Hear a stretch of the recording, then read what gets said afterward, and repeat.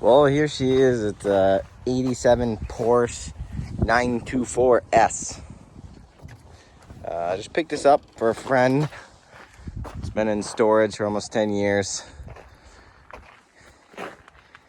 And I haven't really looked around it other than to get her hooked up. Brakes are a little crusty. I just kind of want to look around it. I mean, I haven't looked too much other than she's clean under here. There is no rust anywhere. I mean, I'm saying like no rust. We got a leaky rear transaxle. So we need to check that fluid before we actually drive it too far. Assuming it can be driven. A little moldy. Yeah, she's a little moldy. A little tighter than the Corvette, actually. But she does have rear seats, so. Busted dash. Doesn't smell bad, actually. It smells what I would expect the old Porsche to smell like. So, I was told that is accurate. 81,000 miles. There, it doesn't look like it's rolled over because they're nice and even across the board. Ooh, that's neat. I never noticed that. The tack goes under and around instead of up and over. So that's kind of weird. 5-speed. Recent clutch. Like 10, 15 years ago. A little moldy. But she's decent. So let's check under the hood, see if there's any surprises. I mean, this thing is absolutely mint. Okay. Alright, let's see what's going on under here. See if anybody's rotary swapped this thing yet. Whew. I don't know, honestly, guys, this might be an easy one. I'm gonna go downstairs and grab a battery, but it's really clean. All right, put a battery. Leads are on the wrong side. I have to just swap them over, try and make them reach. All right, well, next thing to do is see if I can get down here and spin this thing by hand. Hasn't been sitting too long, but long enough to where I don't want anything to bind up or jam.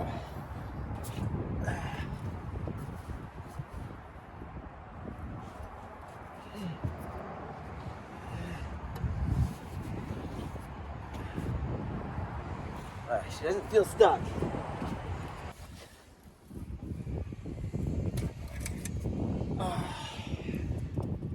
Oh wow, looks like brand new oil. A little bit of moisture, which makes sense. But she is in good shape. Alright, so I gotta get eyes on this belt. So it looks like there might be an inspection hole under here. If I can take some of this stuff off, and that'd be a good time to check, make sure nothing crawled in the air filter, made a little nest.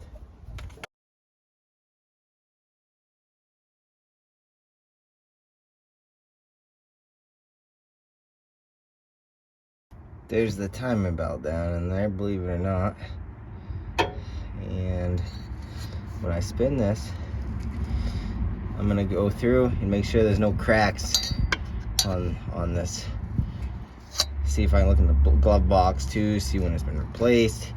If this thing was replaced in the last 10 years, it's gotta be done again, but we can at least get it running. The plugs and wire, well, the wires look new. The distributor cap looks good. I don't see any rodent damage. Engine didn't even stick at all when I went to, I just put a screwdriver in the fan for the alternator and it spins. I hit some compression. It felt good. I didn't hear any air squeaking by the rings while I'm trying to spin it. I think it's actually in pretty good shape and it was definitely well taken care of. I'm not even gonna pull the spark plugs off. They might be dirty, but I don't think they're gonna reveal any catastrophic failures or risks. So we'll go back with the gas tank, see if it smells really bad or if it smells okay, and then we can cycle the keys, see if the fuel pump kicks on. So I don't really know where the gas tank is on these. Looks like the gas tank hole.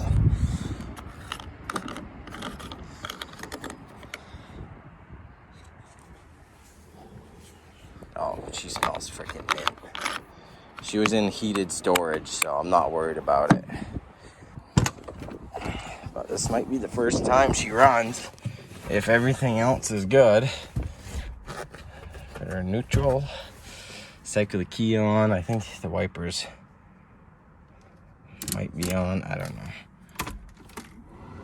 know. Oh, need heat. All right. Okay. Well, I don't know why those are on. I don't know.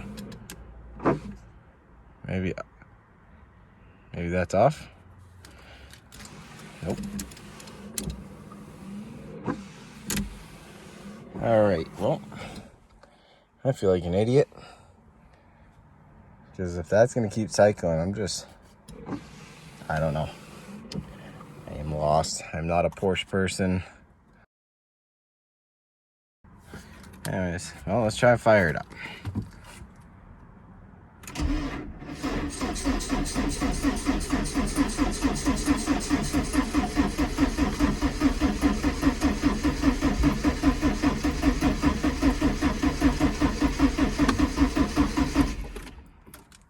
It's a good first attempt. Let's see what happens. See if the tack's moving. Oh yeah. Oh man, she almost. Oh.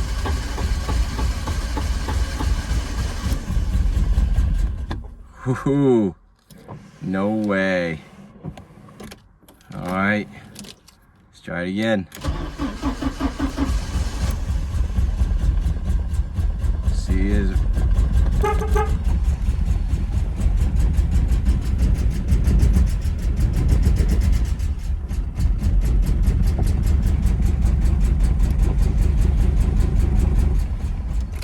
All right, we're gonna have to check those plugs. So since she runs really rough, I am going to check, well, I checked the plugs and these were 3 of them and they all looked really good. The one's a little wet. And then the rest of them, and then the last one is really wet, like really, really wet. So I took the plugs out, cranked it over. Some fuel came out of that one for a second and then it stopped misting, so I don't know if the injector's stuck open or if there's just no fire on that one. So I'm gonna have you guys kind of hang out here while I crank it.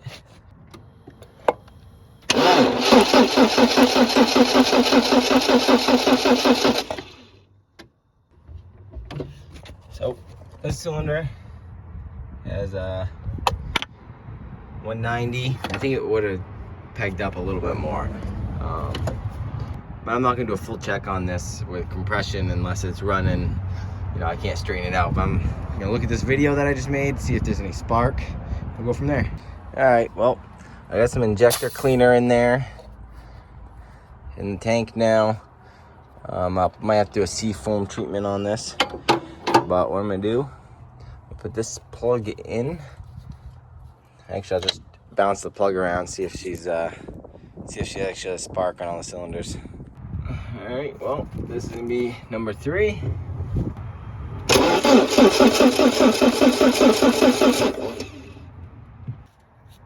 Number 2.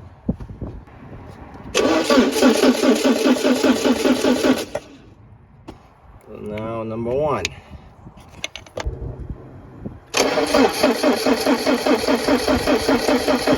Well, just finished the last compression check. It is 200 to 210 across the board. I had it running for a couple seconds. The only cylinder that was getting any warmth was number 4, and that one was wet, probably just because it's not burning that great. It's taking the brunt of the whole drive chain. It's got good compression, good spark. Now we gotta look at fuel. We're pop the distributor off, make sure all the contacts are good, make sure it's not an intermittent miss, but it's definitely running on one cylinder. All right, well, time to check fuel pressure. I took off this little cover, revealed this, and I believe that's hopefully the right size for this fuel pressure gauge.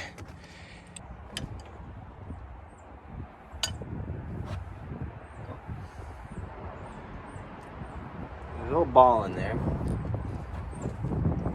I do not know why. I guess that's how they seal them. There's a little ball bearing in there. So, don't want to lose that. I'm going to have to get an adapter for my fuel gauge. I think I have one, but let's see. I just want to see if anything comes out of this thing. Oh, that sums that up. That is the fuel-ish. That top layer is either moisture or maybe that's gasoline, I think, and then just a bunch of separation. Either that's just completely varnished bad fuel or not, but I mean, she's got fuel pressure. I don't know how much, but I am definitely gonna have to, I don't know, maybe rig up something to the fuel pump fuse or something so it stays on continuously, or the relay. I'll find the fuel relay and jump it. Try and pump that tank dry, or at least all the stuff off the bottom,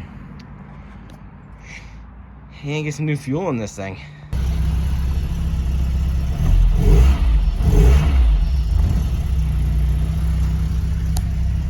I'm gonna clean up the engine bay, clean the car up itself. I drained all this fuel out, so there's only probably a gallon left in the tank. But at first you could see there was some on the bottom, and that's probably what it was trying to run on. So the injectors weren't firing, they were stuck, so it was only running on one cylinder. I knew that because I was feeling the exhaust, and it was only chugging on one cylinder. So I came in here with a wrench, got it running again, and then found out it was running on two cylinders now, but the two front cylinders weren't firing. So I just tapped on the injectors, and I tapped on the number 2 a few times, and it ran a little smoother. Idle went up a little bit. Did the same on cylinder number 1 for that injector. Just tapped it because the injectors were sticking, and now she runs pretty good. So I'm gonna go get some fuel, fill this up with probably 93. Just kind of mix in with the gallon that's left in the tank, and then I'll go through, clean this thing up for our friend, clean the interior, pull the wheels off, check the brakes. Sorry about the sun. I'll check the brakes, make sure everything's good and solid. I am gonna do a brake flush. It's 100% needs some new fluid. And then I'll see if she has service records of the timing belt being done, but that should really just be done anyways. They're not too difficult, whether I do it or maybe we'll pay a shop to do it, depending on the price, but should be pretty good. So we'll get in here, see if everything works. All right, so put her in accessory mode if she's got one.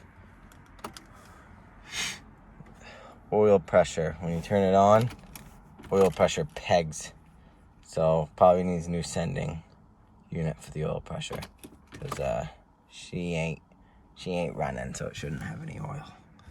But the oil light is on, so whatever sending unit that goes to probably works, because when it's running, which I can show you here in a minute, when she's running, the light goes away. So it's got oil pressure, and that dummy light works, but this does not work. So I think she's getting low on fuel. She's surging a little bit. Let's see if everything works. I mean, we got some cassettes in here. Let's see if this might be brutal. One on me. I don't think the radio works. It's been a while since I used one of these. Oh, that's freaking loud. I don't really know what's going on here.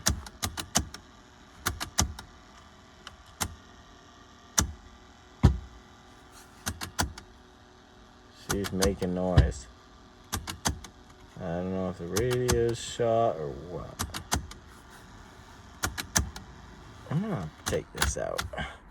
Doesn't sound great. Oop. I think she just ate a tape. Oh man. Son of a bitch. Why'd I do that? Idiot. Oh God. Get in here with like something to try and pull that out. Who would do that? Oh man. I was letting it run, warm up, and the oil light started flashing.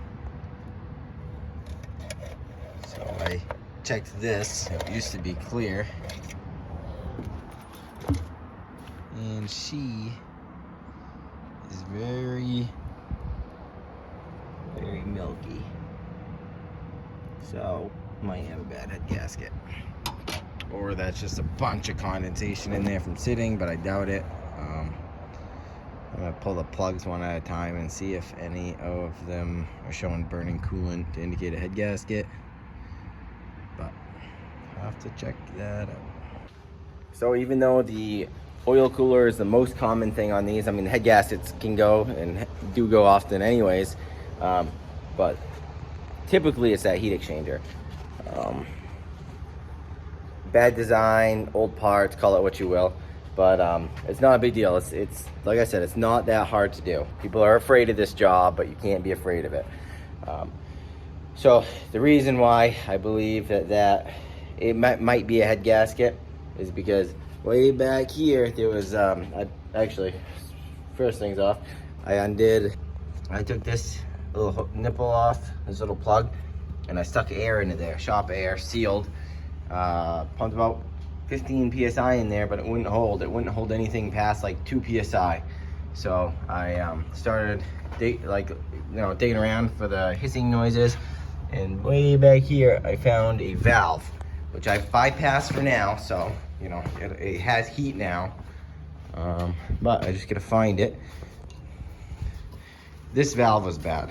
I mean, it works, except it leaks coolant. It was leaking out of this little spot where the arm goes through. So that's probably a little rubber something or rather, and it just went bad. So these are like 80 to 100 bucks online, and I'll have to pick one up so it functions properly, because I want this thing to be all original, or mostly all original, you know, like function like it's original. But that's why I haven't finished getting all this together, because it needs work. So the reason why I think it might be head gaskets is because that was leaking, this was empty, and you have coolant mixed. Even though I wasn't getting any coolant mixing into, when I pressurized the system, I couldn't hear anything coming through here, feel anything. I taped a glove over this without the cap on it, and the glove didn't inflate when I was pumping air into here. So I don't think that's the case. So no, it might be the case. So if this did overheat from the coolant leak and warp the cylinder head, and if that cooler does not solve the issue with I'll put some cheap oil in it and run it, and if that doesn't solve the issue, then I'm gonna have to go and do the head gaskets, which I'm gonna do the timing belt and water pump and all that anyways. So I think I'm gonna dig into that today, but I did wanna show you guys something else. One thing I found pretty exciting is that these things work and they go up together. So I'm pretty freaking stoked about that. I mean, honestly, it's a cute little car. Little dent right here, you can see in the light. Little ding on the hood. This dent, which I need to try and warm up and pull out at some point. Doesn't appear that the electric antenna works. The radio doesn't work because it is the factory radio. As you can see, it's the factory radio. Turns on and everything, but does nothing, and it just ate a cassette tape. But, you know, everything works. Well, there you have it. Runs and drives. I started taking the timing belt stuff off. See if I can, you see how it looked kind of dry right there on the top? That tells me this belt has not been changed in quite some time. The tension, I don't know, you know, I don't have a good feel for the tension, but I mean, it feels, you know, I'm pressing pretty hard, and it feels what a timing belt probably should be like. So I'm gonna have to get the timing kit for this, get one of the tensioning tools for it. This is the water pump belt. This has not been done in a long time, or at least it wasn't tightened during the tightening procedure. Like, you're supposed to do it, I guess, at like, you know, initially, then 1,500 miles, 15,000 miles, and then I'm pretty sure at like 30,000 you're supposed to change them. But this is just loose. You can see where this flopping around, rubbed on here a little bit. There's also evidence that it was rubbing on this plastic piece over here, which I know it shouldn't be doing that. So there's some great videos out there on timing stuff for these, and you know, going through these engines and rebuilding them, like the cylinder heads and stuff. So I'm not gonna go into great detail on that because the information's out there, and I'm not over here making a living posting videos of working on the Porsche or anything. So that's about it. We'll see you guys on the next video. It'll likely be tearing into the C4 Corvette, figure out where the coolant's coming from exactly, either fixing or replacing components, and then maybe some snow drifting. We'll see. But we'll see you in the next video.